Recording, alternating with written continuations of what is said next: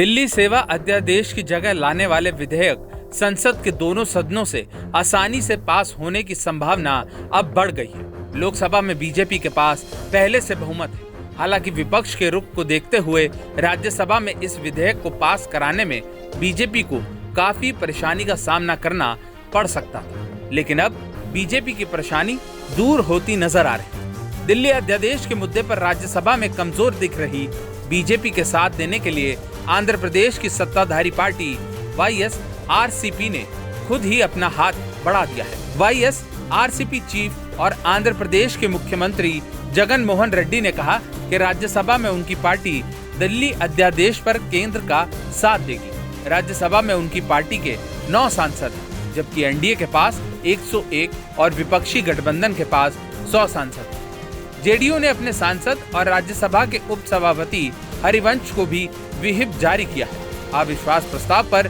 YSR Congress Modi सरकार का साथ दे सकती है। बीजेपी के लिए बड़ी राहत। दिल्ली की आम आदमी पार्टी की सरकार इस अध्यादेश का शुरू से ही विरोध कर रही है। कांग्रेस, टीएमसी, डीएमके समेत कई विपक्षी दलों ने राज्यसभा में आम आदमी पार्टी का समर्थन करते हुए राज्यसभा में इस बिल का विरोध करने का आश्वासन दिया है। ऐसे में सत्तारूढ़ एनडीए को यह विधेयक पारित करने के लिए राज्यसभा में बीजू जनता दल, वाईएसआरसीपी, नामित सदस्यों और निर्दलीय सदस्यों के समर्थन पर निर्भर रहना होगा। बीजेपी वाईएसआरसीपी में क्या गुप्त खिचड़ी।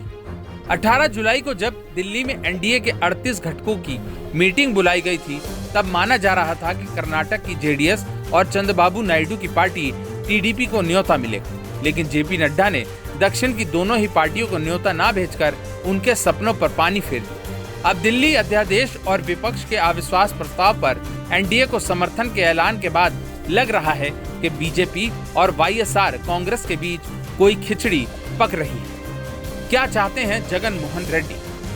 जगन मोहन रेड्डी बीजेपी से दोस्ती किए बिना ही अपनी शर्तों पर, मुद्दों के आधार पर केंद्र सरकार को समर्थन देते रहे। राष्ट्रपति चुनाव हो या फिर 2018 में मोदी सरकार के खिलाफ अविश्वास प्रस्ताव, दोनों मौकों पर वाईएसआरसीपी ने बीजेपी को समर्थन दिया। जगन मोहन रेड्डी चाहते हैं कि वो चुपचाप केंद्र को समर्थन देते रहें और बदले में केंद्र सरकार उसे आर्थिक मोर्चे पर सहयोग करती रहे। बीजेपी का क्या है प्लान?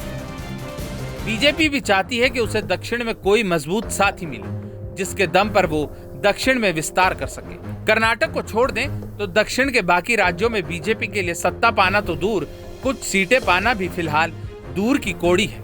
इसलिए बीजेपी आंध्र प्रदेश और तेलंगाना में वाईएसआरसीपी को एक भरोसेमंद और मजबूत साथी के विकल्प के रूप में देख रही है। हिमाचल प्रदेश और कर्नाटक चुनाव में जीत के बाद और हालिया राजनीतिक घटनाक्रम से दक्षिण में कांग्रेस में भी जान आ गई।